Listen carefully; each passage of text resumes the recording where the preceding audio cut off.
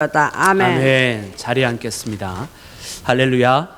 오늘도 우리 주님의 크신 은혜가 여러분과 함께 하시기를 주의 이름으로 축원합니다. 하나님께서 은혜 받을 만한 때에 우리에게서 듣고 너희에게 듣고 구원의 날에 도우셨다 하나님 말씀해 주셨는데, 이 말씀은 이사야서 49장 8절에 있는 말씀을 바울이 인용해서 복음의 시대에 살고 있는 사람들에게 전파해 준 것입니다. 여러분, 이사야의 시대라고 한다면 물론 포로기에 있었던 일들이고, 그때의 모든 이 포로 생활이 끝나고 해방과 회복이 시작이 되었다라는 그 선포를 한 것인데요. 여러분, 그 선포가 복음의 시대에도 적용이 되는 것은 바로 이 땅에 있는 모든 예수 그리스도를 믿는 사람들이 바로 주님을 통해서 회복과 다시 주님 안에서 해방을 누리는 그런 믿음에 자유케 되는 시간들이 시작이 되었다는 뜻인 줄로 믿습니다. 여러분, 2014년 오늘의 본문의 말씀을 잘 붙잡으셔서 예수 그리스도를 통해서 여러분 회복되시고 예수 그리스도를 통해서 자유케 되는 그런 믿음 생활 하시기를 주님의 이름으로 축원합니다. 여러분, 은혜 받기를 원하십니까? 여러분, 은혜가 여러분 가운데 충만하게 넘치시기를 원하십니까? 여러분, 우리 믿음의 사람들은 이 은혜를 가지고 있어야 되는데, 왜냐하면 이 은혜를 통해서 참 사람들이 할 수 없는 많은 일들을 행하기 때문입니다. 보통 사람들이 생각했을 때 저 사람은 굉장히 지금 힘들어해야 마땅하다라고 보여줄 수 있는 상황이 있는데, 그럼에도 불구하고 그 사람의 굉장히 큰 마음의 평안이 있고 그것을 넘어서서 심지어는 미소를 가지고 있을 때도 있습니다. 이유는 단 하나, 그 사람이 하나님의 은혜를 지금 받고 있는 사람이고 하나님의 은혜를 느끼면서 지금 걸어가고 있다라는 사실이죠. 여러분, 우리도 신앙생활을 합니다만 우리 가운데 은혜가 충만할 때는 그 어떠한 일이 있다 할지라도 우리 가운데 기쁨이 있고 즐거움이 있습니다. 그런데 은혜가 사라지면, 우리 가운데 하나님의 은혜를 느끼지 못하면 여러분, 아무것도 아닌 것에도 내가 민감하게 반응하기도 하고 정말 아무것도 아닌 것에도 정말 너무 피곤한 일들을 하게 될 때가 있다라는 것이죠. 그래서 우리 신앙생활 가운데 그 어떤 것보다도 정말 하나님의 은혜가 우리 가운데 임해야 되겠다라는 것이 우리가 느끼게 되는 바고, 또 오늘 이 시간 하나님께서 우리 모두에게 그래서 그 은혜를 주시기를 원하십니다. 은혜의 한 해, 오늘 이 땅에 그 어떤 것보다도 하나님께서 주시는 은혜를 받는 여러분들 되시기를 주님의 이름으로 축원합니다. 여러분, 우리가 다 은혜를 이렇게 받아야 되겠는데, 그럼 이 은혜를 어떻게 받아야 합니까? 그러면 어떻게라는 질문은 굉장히 중요합니다. 왜냐하면 그것을 하고자 해도 어떻게 하는지 모르면 아무 소용이 없는 거 아닙니까? 빵을 먹고 싶은데 그 빵을 만들지 모르면 아무 소용이 없는 것처럼, 여러분, 우리가 어떻게 이 은혜를 받느냐는 너무 중대한 문제입니다. 한 번은 이 H마트에 가서 랍스터를 보니까 평소에는 비싸서 잘 못 사 먹는데 그날따라 디스카운트를 해서 랍스터 한 파운드당 6불 99 하는 거예요. 얼마나 쌉니까, 여러분? 그래서 랍스터를 탁 샀습니다. 사서 집에 와서 구워 먹는데 이 랍스터를 탁 빼고 보니까 너무나 탐스럽게 아주 불그스름하게 잘 익은 거예요. 그래가지고 이 랍스터를 먹어야 되는데, 보통 가게에서 사 먹으면 가게에서 알아서 이 그 갑주들을, 이 뼈 겉에 있는 표면들을 알아서 다 잘라서 줬을 텐데, 집에서 뭐 별수단이 있겠습니까? 그래서 부엌칼을 들고서 부엌칼 가지고 이렇게 그 칼을 그 살을 이제 발라서 먹기를 시작했는데 굉장히 힘들었던 것이 기억이 납니다. 그런데 알고 봤더니 랍스터를 먹을 때는 칼을 전혀 쓰지 않고도 그 살에 상처 하나 안 입고 통째로 먹을 수 있는 방법이 있었더라고요. 여러분, 혹시 아십니까? 혹시 저만 몰랐던 거 아닙니까? 여러분, 다 모르셨죠? 여러분, 그럼 저를 한번 초대해 주시면 랍스터를 먹는 방법을 알려드리면 이렇습니다. 그 랍스터의 이 꼬리를 딱 자른 다음에 그 꼬리 지느러미 있지 않습니까? 그 수영체를 꼬리 지느러미를 부러뜨리면 이 좌우가 통하게 돼서 포크를 가지고 한쪽에다 푹 찍어서 빼면 마치 칼집에서 칼이 빠지듯 랍스터 살이 통째로 나옵니다.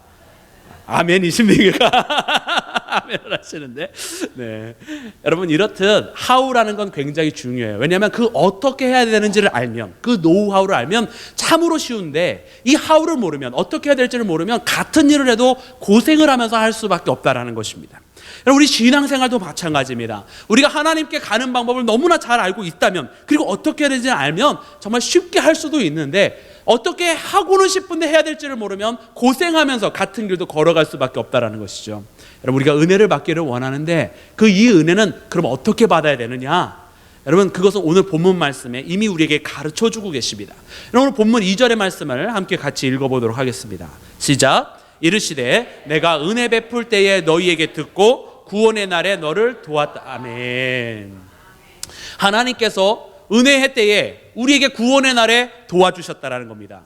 그 은혜의 때에 우리를 도와주셨는데 그것이 어디에서 시작되었느냐? 말씀에 보니까 너에게서 들었다라는 겁니다. 하나님께서 우리에게서 들으시고 구원의 날에 우리를 도우셨다라는 뜻인 줄로 믿습니다. 하나님께서는 우리로부터 듣기를 원하십니다. 우리에게 듣기를 원하신다라는 것은 믿음의 사람들로 하여금 하나님께 부르짖으라고 하나님은 말씀하시고 계시다라는 거예요. 여러분, 많은 사람들이 생각하기를 우리가 하나님 앞에 맡겼고 하나님을 신뢰하니까 하나님께서 다 알아서 해주실 거야 라고 이야기를 한다라는 거예요. 여러분, 이것은 맞는 말도 있고 이 말씀에 조금 문제성이 있는 말도 있습니다. 우리가 하나님을 믿고 하나님을 신뢰하는 것은 너무나 당연한 신앙의 기본적인 자세입니다.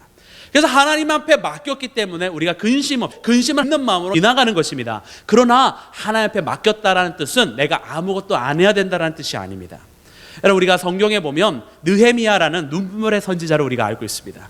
느헤미야가 하나님 앞에 기도하는데 하나님 주의 백성을 돌보시고 불쌍히 여기셔서 우리의 죄를 용서해 주시고 이제 이 죄악으로부터 끊어서 우리를 해방시켜 달라고 이야기합니다. 이때는 언제냐? 이때도 이스라엘이 포로기에 잡혀 있었을 때입니다. 그때 느헤미야가 이렇게 하나님 앞에 모세의 날들을 기억하시고 그의 언약들을 기억하여 주셔서 우리를 회복해 달라고 하는데 마지막에 기도하기를 그러므로 이제 주의 종의 기도를 들으시고 주의 이름을 경외하기를 기뻐하는 자들의 기도를 들어주시사 이제 주의 종들로 하여금 많은 사람들 앞에 형통하게 하시고 은혜를 베풀어 주시옵소서 하였더니 어떻게 되었느냐? 느헤미야 1장 그때 자기가 술관원이 되었느라 이렇게 고백합니다. 여러분, 오해하지 마시기 바랍니다. 느헤미야는 왕의 술관원이 되므로 왕한테 간언할 수 있는 자가 되었고 왕한테 간언함으로 하여금 이로의 나라 본국으로 돌아갈 수 있는 여정이 시작되게 되었습니다. 어떻게 이 모든 일이 시작되었습니까? 바로 느헤미야라는 선지자가 있어서 하나님 앞에 기도를 했더니 하나님께서 그 은혜를 베풀어 주셔서 그를 통해서 포로기의 상황에서 돌아올 수 있는 일을 허락해 주셨다라는 사실인 줄로 믿습니다. 하나님께서 우리에게 필요한 것을 모르시는 게 아닙니다. 하나님께서는 그 믿음의 사람들이 무엇이 필요한지 아시지만 그의 백성이 기도하기를 원하시고 그 기도가 이루어지고 그 기도가 하나님 전에 상달이 됐을 때 하나님은 그 일을 시작하게 하신다는 것을 여러분 믿으시기를 주의 이름으로 축원합니다. 다른 우리 성경의 말씀에 보았더니 한나라는 여러분 애를 낳을 수 없는 사람이 있었습니다. 여러분, 이 한나가 애를 가질 수 없으니까 하나님 앞에 통곡하며 기도합니다. 먹지 않으면서 기도합니다. 근데 한나가 이렇게 하나님 앞에 통곡하고 애타는 것이 남편의 사랑을 못 받아서가 아닙니다. 애를 못 낳아서 남편한테 멸시를 받은 것이 아닙니다. 말씀해 보았더니 제사를 드리는데 분인나라고 하는 다른 아내와 또 그 자녀들에게 이 엘가나라고 하는 남편이 다 분깃을 나누어 주는데 특별히 한나에게는 갑절의 분깃을 그에게 주었다라고 표현을 해요. 한나를 그만큼 남편이 사랑했습니다. 그리고 한나가 막 먹지 않으면서 하나님 앞에 기도하니까 이 엘가나가 와서 이야기하기를 네가 슬퍼함이 어찌미고 네가 먹지 아니함이 어찌미냐, 내가 10 아들보다 낫지 아니하냐. 얼마나 아내를 사랑하는 남편의 이야기입니까? 사랑하는 우리 교회 모든 여성교회는 이와 같은 이야기를 남편으로부터 들으시기를 주님의 이름으로 축원합니다. 아멘이 별로 없는 거 보니까 우리 남성교회들 더 많이 사랑하셔야 되겠습니다. 많이 사랑해 주시길 주의 이름으로 축원합니다. 남자들은 아멘 안 해요. 점점 2014년은 온 가정이 은혜를 받는 한 해가 되기를 주의 이름으로 축원합니다. 아멘. 여러분, 이렇게 한나는 남편의 사랑을 받는 사람이었음에도 불구하고 그가 자식을 낳을 수 없는 것으로 인하여 고통을 받고 있었어요. 그리고 이 아들을 낳을 수 없다는 것이 이 사람에게는 너무나 큰 상처였습니다. 그래서 하나님 앞에 기도를 하였어요. 하나님 앞에 기도를 하며 주의 여종을 기억하사 주께서 주의 종을 불쌍히 여기셔서 아들을 주시면 내가 여호와께 나의 아들을 올려드리고 그의 머리에 삭도를 대지 아니하겠나이다. 아들을 주시면 다시 하나님 앞에 돌려드리겠다라는 그런 기도를 합니다. 어떻게 기도했습니까? 아주 뜨겁고 열정적으로 기도했어요. 정말 미친 듯이, 말 그대로 미친 듯이 기도했어요. 정말로 그렇게 기도했으니 엘리야라는 제사장이 와서 여인아 독주를 마시지 마라, 술 마시고 행패 부리지 말라는 얘기입니다. 그렇게 오해할 정도로 정말 열정을 다해서 하나님 앞에 기도했다는 겁니다. 여러분, 하나님께서 한나에게 아들이 필요한 걸 모르셨을까요? 알으셨을까요? 하나님은 너무나 잘 알고 계셨습니다. 그럼에도 불구하고 한나가 기도하기까지 기다렸다는 거예요. 그렇게 기도했더니 하나님께서 주셨는 줄로 믿습니다. 하나님께서 한나에게 수태치 않게 하셨다. 하나님께서 일부러 한나에게 필요함을 알으셨음에도 불구하고 일부러 한나가 기도하기까지를 기다리셨다는 뜻입니다. 여러분, 우리가 은혜를 받기를 원하는데 이 은혜는 어떻게 받느냐? 그냥 받는 것이 아니라 하나님 앞에 기도함으로, 하나님 앞에 기도함으로, 하나님 앞에 기도함으로 받게 되는 줄로 믿습니다. 여러분 간절하게 기도하는 자에게 하나님 만나주시고, 여러분 그러므로 내 생각과 마음만을 가지고 있는 것이 아니라 내가 마음 가진 것만큼 기도하고 내가 생각하고 있는 것만큼 하나님 앞에 무릎 꿇고 기도하는 우리 신앙의 자세가 필요한 줄로 믿습니다. 여러분 우리가 기도하기에는 굉장히 사실은 쉬운 일입니다. 누가 기도한다고 돈 달라고 그러지 않습니다. 네가 기도하는 것만큼 100달러 내라 이러지 않습니다. 우리가 기도한다고 누가 와서 방해하지 않습니다. 너 기도하면 내가 와서 너 한 대 때릴 거야 이런 사람도 없습니다. 여러분 그럼에도 불구하고 우리의 신앙의 패턴들이 사실은 우리의 기도할 만한 시간들을 뺏어가고 있습니다. 왜? 우리가 하나님 앞에 무릎 꿇는 것을 결단하지 않고 있기 때문에 그렇다라는 거예요. 기도해야지 마음은 먹었는데 이 일 생기면 이 일하고 저 일 생기면 저 일하고 친구가 만나면 친구하고 가게를 돌봐야 되면 가게를 갑자기 돌봐야 되는 것이 우리의 신앙의 패턴입니다. 여러분 그러므로 2014년 우리가 은혜를 받아야 되겠는데 이 은혜를 받기 위해서는 어떤 결단을 해야 되느냐? 내가 기도함으로 하나님 앞에 은혜를 받아야 되겠다. 여러분 꼭 기도함으로 하나님의 은혜를 받는 여러분들 되시기를 다시 한번 주님의 이름으로 축원합니다. 우리 서로 인사 나누십시다. 우리 기도함으로 은혜 받으십시다. 인사해. 네. 또 인사할 때에 저도 기도함으로 은혜 받겠습니다. 여러분 마주 응답을 해주시겠습니다. 시작. 저도 기도함으로 은혜입니다. 네, 그렇습니다. 조금 영혼이 없는 인사를 서로 나누시는 것 같아서 다음번에 한번 또 쉴 때는 꼭 두 손을 마주 잡고 두 눈으로 사인을 보내시면서 사랑의 마음으로 은혜 받으시기를 바랍니다. 이렇게 인사해서 다시 한번 은혜 받으시기 바랍니다. 시작. 마음을 담아서 흥진 형제 누가 가서 주시기 바랍니다. 이렇게 외톨이 되지 않게. 네, 감사합니다. 여러분 기도함으로 은혜 받는 2014년 되시기를 주님의 이름으로 축원합니다. 여러분 이제 우리가 어떻게 이 은혜를 받는지는 알겠습니다. 그래요, 기도를 해야 합니다. 그러면 이 은혜는 두 번째 중요한 질문은 언제 받아야 하는가? 여러분 기도에서 은혜를 언제 받습니까? 네, 우리 본문의 말씀을 다시 읽어야 됩니다. 모든 힌트는 본문에 있습니다. 우리 2절 말씀 시작. 이르시되 내가 은혜 베풀 때 너희에게 듣고 구원의 날에 하셨으니 지금은 은혜 받을 만한 때요 보라 지금은 구원의 날이로다. 아멘. 여러분 언제가 은혜 받을 만한 때입니까? 할렐루야. 지금이 은혜 받을 만한 때. 보라 지금은 은혜 받을 만한 때요. 보라 지금이 구원의 날이로다. 여러분 우리가 은혜는 나중에 받는 게 아닙니다. 은혜는 지금 받는 겁니다. 우리가 하나님 앞에 어떠한 목표가 있어서 하나님 앞에 간청을 하면 하나님께서 그것을 분명히 들어주시는데, 여러분 그것을 들어주시는 그 순간만 은혜 받는 것이 아니라 이미 하나님 앞에 기도하기 시작하는 그 순간부터 우리는 하나님의 은혜 가운데 임하게 되었는 줄로 믿습니다. 특별히 하나님께서 오늘 본문의 말씀을 우리에게 주시는 것은 이제 은혜 받을 만한 때가 되었다라는 거예요. 이제 구원의 날이 우리에게 임하게 되었다라는 것인 줄로 믿습니다. 여러분 우리가 하나님 앞에 나아갈 때 은혜를 자꾸 미루는 경향이 있어요. 하나님 앞에 기도하면 언제쯤 이루어지겠구나, 하나님 앞에 이렇게 나아가면 언제쯤 되겠구나, 자꾸 미루는 경향이 있다란 말입니다. 근데 여러분 자꾸 미루다 보니까 무엇도 미루어지느냐? 하나님 앞에 간구하는 것도 미루어지게 돼요. 자꾸 미루니까 어떻게 되느냐? 하나님께서 원하시는 삶을 살아가는 것도 자꾸 차일피일 미루게 되더라는 겁니다. 여러분 우리 스페인어에는 마냐나라는 말이 있습니다. 마냐나. 여러분 혹시 스페인어 배우는 친구 있습니까? 우리 학생들 중에. 네, 우리 호섭 형제님 마냐나 무슨 뜻이죠? 네, 박수 부탁드립니다. 내일 맞췄습니다. 근데 아르헨티나에서 이제 일하는 친구들한테 너 이거 좀 해라 그러면 이 친구들이 대답하는 말이 마냐나 그럽니다. 마냐나. 내일 하겠다라는 겁니다.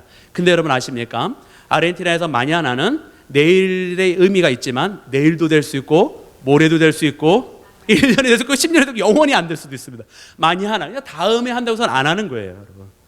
여러분 근데 우리 신앙생활도 알고 보니까 그런 부분이 있어요. 하나님 앞에 은혜를 받겠다고 하나님께서 주신 말씀대로 살겠다고 그러는데 마냐나 그러면 하나님 올해는 암송을 하며 살겠습니다. 근데 마냐나 그래 보는 거예요. 다음에 하겠다는 거예요. 그 마냐나는 언제입니까? 여러분 은혜를 받아야 되겠는데 은혜는 언제 받아야 되겠습니까? 지금 받기 위해서 우리가 어떠한 신앙을 생활해야 되느냐? 바로 지금 하나님 앞에 나아가는 믿음의 생활이 필요한 줄로 믿습니다. 여러분 하나님은 타이밍을 아시는 분입니다. 신앙에도 타이밍이 있어야 돼요. 내가 언제 하나님 앞에 나아갈 줄 알았는지 정확하게 알고 있어야 돼요. 우리는 나중에 미루는 신앙생활, 타이밍을 자꾸 이 다음에 하는 신앙생활이 아니라 지금이라는 타이밍을 가져야 될 줄로 믿습니다. 하나님께서 이 모세라는 사람을 쓰실 때도 보니까 이 모세가 하나님 앞에 받은 사명이 있었습니다. 애굽에서부터 이스라엘 백성을 구원하는 사명을 가지고 있었어요. 근데 모세는 이 사명을 언제 깨달았느냐? 가시떨기 나무에서 그제서야 깨달은 게 아니었더라고요. 이 출애굽기 3장에 가시떨기 나무 앞에 불려지는 이 모세의 이 모습이 있지만, 사실 이 출애굽기 2장에 모세가 실수한 때가 있습니다. 사람을, 애굽인을 쳐서 죽이게 되는데, 그때 성경 말씀을 읽어보니까 모세가 애굽인이 자기 형제를 괴롭힘으로 그 애굽인을 쳤다라는 거예요. 여러분, 여기 우리는 알람이 울려야 돼요. 왜? 모세가 애굽의 왕자였는데 그가 같은 애굽인을 자기의 형제로 생각하지 않고 노예였던 히브리 사람들을 자기의 형제로 이미 출애굽기 2장에 하나님께서 아직 부르시기도 전에 그가 알고 있었다는 겁니다. 여러분, 모세는 자기의 사명이 무엇인지 알고 있었다는 거예요. 그의 어머니가 유모로 있었기 때문인지도 모릅니다. 분명한 것은 모세는 하나님 앞에 자기가 해야 할 일을 알고 있었다는 거예요. 그럼에도 불구하고 그는 이 애굽이라는 나라의 왕자의 신분을 버리지 못했고 자기 젊었을 때의 혈기를 버리지 못했어요. 그러니까 하나님께서도 그때 당시에 쓰지 않았고 사람으로부터 인정받지 못합니다. 그 다음에 히브리 사람들이 서로 싸우는데 거기에 가서 모세가 중재를 하고자 하니까 히브리 사람들이 오히려 외칩니다. 네가 우리들의 관원이냐? 누가 너를 우리의 재판장으로 삼았느냐? 네가 지난날 애굽 사람들을 친 것처럼 오늘 우리를 치려 하느냐? 여러분, 이게 모세를 향한 사람들의 목소리였다는 거예요. 얼마나 안타깝습니까? 모세는 자기의 사명도 알았고 그들을 향해서 애를 쓰고 있었던 겁니다. 그러나 그를 인정해 주는 사람은 아무도 없었다는 거예요. 오히려 40년 동안 그 후로 광야에 나가서 삽니다. 장인의 양을 치면서 그냥 한 명의 늙은이로서 조용히 사라질 수밖에 없는 운명 가운데 처해져 있었습니다. 근데 하나님께서는 80세가 된 그러한 모세를 오히려 부르시고 그제서야 다시 애굽으로 가서 그 백성들을 건져내라고 하시는 거예요. 왜 그랬을까? 이제는 애굽의 왕자도 아닌데, 이제는 힘이 왕성했던 젊은이도 아닌데 부르시는 하나님. 왜냐하면 그때가 바로 가장 정확한 하나님의 때였기 때문에 그렇습니다. 이제 모세가 할 수 있는 것은 뒤에 배경의 권세를 가지고 나가는 것이 아닙니다. 애굽의 왕자는 버려진 지 오래입니다. 이제 모세가 할 수 있는 것은 자기의 힘을 의지하는 것도 아니었습니다. 이제 나이가 들어서 지팡이를 의지해야 되는 그런 사람이었을 뿐입니다. 근데 바로 그랬기 때문에 이제 모세가 할 수 있는 것은 하나님을 의지하는 것밖에 남지 않았던 것입니다. 하나님은 그때의 모세를 들어 쓰셔서 이스라엘 백성들을 구원해 내셨다는 사실. 여러분, 하나님은 정확한 타이밍을 가지고 계세요. 하나님께서 오늘 우리를 향해서는 어떠하신가? 오늘 우리를 향해서도 하나님은 정확한 타이밍을 가지고 계십니다. 그때는 바로 우리가 하나님의 은혜를 받기 위해서 기도하고, 우리가 하나님의 은혜를 날마다 미루는 것이 아니라 지금 받고자 하나님께로 향하는 신앙생활을 하고자 하는 이때에 하나님은 하나님의 은혜를 우리에게 베풀어 주실 줄로 믿습니다. 그러므로 은혜를 미루는 것이 아니라 지금 받고자 하는 마음으로 내가 무엇을 해야 되겠다, 이 다음에 해야 되겠다가 아니라 지금 결단하고 하나님께서 원하시는 신앙생활을 살아가시는 사랑하는 임마누엘 연합감리교회 온 교우들 되시기를 주님의 이름으로 축원합니다. 여러분, 그리고 우리가 한 가지 하나님의 은혜를 다 반드시 유의해야 될 것이 있습니다. 우리가 기도하고 그리고 그것을 지금 받고자 하면 하나님께서 우리에게 하나님의 은혜를 주실 텐데, 여러분, 우리가 유의해야 될 것, 오늘 본문 말씀 1절을 읽어보도록 하겠습니다. 시작. 우리가 하나님과 함께 일하는 자로서 너희를 권하노니 하나님의 은혜를 헛되이 받지 말자. 아멘. 하나님께서 우리에게 유의사항을 주십니다. 하나님께서 우리에게 은혜를 주실 텐데, 여러분, 그 은혜를 헛되이 받지 말라는 거예요. 하나님께서 우리에게 은혜를 주셔도 그 받는 사람이 하나님께서 주신 은혜를 헛되이 쓸 수도 있고, 하나님께서 주신 이 은혜를 잘못 사용할 수도 있고, 하나님께서 은혜를 주셨으나 하나님께서 원치 아니하는 방법대로 사용할 수도 있다는 거예요. 다 헛되이 되는, 하나님의 은혜를 다 공허하게 만드는 일이 있을 수도 있다는 것입니다. 자, 그러면 본문에서 우리 오늘 말씀해 주신 이 상황은 어떤 상황인가? 여러분, 고린도후서는 고린도에 보내는 하나님의 말씀입니다. 여러분, 고린도 교회가 어떤 교회냐? 하나님의 은혜를 너무나 많이 받은 교회예요. 하나님의 은혜를 얼마나 많이 받았냐면 그 어떤 다른 초대교회보다도 하나님의 은사가 넘쳐났고 성령의 은사가 넘쳐났다는 말이에요. 여러분, 고린도전서 12장에는 은사에 대해서 쭉 나열을 하고 있습니다. 그리고 고린도전서 13장에는 사랑에 대해서 이야기하고 있습니다. 뭐 예언도 그치고 방언도 그치나 그러나 영원한 것은 바로 사랑이라는 것을 가르쳐주는 것이고, 다시 14장에는 예언과 방언에 대해서 또 말씀하시는, 그 정도로 하나님의 은사가 넘쳐나고 있었던 상황이 바로 고린도 교회라는 거예요. 그럼에도 불구하고 이 고린도 교회가 문제가 있었는데 고린도전서 1장 말씀해 봤더니 누구는 아볼로에게로, 누구는 바울에게로, 누구는 게바에게로, 누구는 그리스도에게로 하면서 교회가 335호 나누어져 있습니다. 교회가 4개의 파로 나누어져서 서로 싸우고 있었다는 겁니다. 아, 바울이 말하는 이 믿음이라는 것이 오라. 아, 게바가 말하는 율법이 오라. 아, 아볼로가 말하는 그냥 나는 이 세례에 대한 것만 알아. 뭐 등등. 여러분, 그러므로 바울이 고린도 교회에 편지를 보낼 때 이야기합니다. 그리스도의 몸이 나누어졌느냐? 어찌 그리스도의 몸이 나누어질 수 있느냐?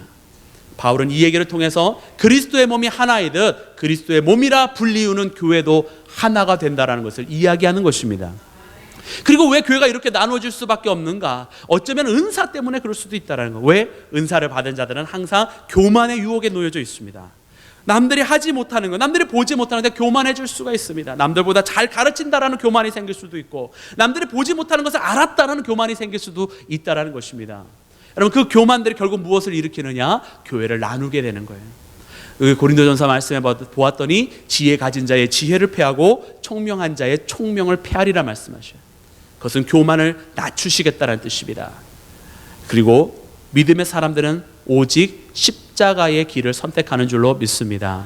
본문의 말씀에 보았더니, 고린도전서의 말씀에 보았더니 이 유대인들은 증거를 구하고 헬라인들은 지혜를 구하나 우리 믿음의 사람들은 오직 십자가의 도를 구한다라고 말씀해 주셨습니다. 여러분, 그 십자가의 도를 선택하시기를 주의 이름으로 축원합니다. 여러분, 이 십자가의 도란 것은 무엇입니까? 유대인들에게는 거리끼는 것이요 헬라인에게는 미련한 것이나 오직 예수 그리스도를 믿는 자들에게는 하나님의 능력이라 말씀해 주셨습니다. 여러분, 우리가 십자가의 도를 선택한다라는 것, 그것만큼 여러분, 우리가 때로 세상의 눈으로 봤을 때 하고 싶지 아니하는 거리끼는 일이 될 수 있고 미련해 보이는 일일 수도 있으나, 그러나 그것이 바로 십자가의 길, 주님께로 나아가는 길이라는 사실입니다. 여러분, 하나님 앞에 은혜를 받았으면 이와 같은 길을 선택을 해야지, 하나님의 은혜를 받고도 엉뚱하게 사용해버리면 고린도 교회에 한때 싸웠던 모습을 답습할 수밖에 없다라는 것입니다. 여러분, 하나님의 은혜를 받은 자는 그리스도를 향한 이 믿음을 통해서 그 구원을 전파하고 그 믿음을 나눠주고 생명을 이야기하고 화합하고 하나가 되는 놀라운 하나님의 평강이 임하게 될 줄로 믿습니다. 여러분, 우리가 받는 은혜 중에 가장 큰 은혜는 뭐냐? 바로 이 구원의 은혜, 예수 그리스도가 나의 구세주가 되었다라는 믿음의 은혜인 줄로 믿습니다. 여러분, 이 은혜를 놓치지 마시기를 주의 이름으로 축원합니다. 여러분, 또한 우리가 은혜를 받을 때에 구원의 은혜뿐만 아니라 이 땅에 살아가면서 여러 가지 소소한 다른 받아야만 되는 은혜들이 있습니다. 우리 가정들을 향한 기도, 여러분, 가정들이 은혜를 받아야 되고, 우리 자녀들이 하나님의 은혜를 받아야 돼요.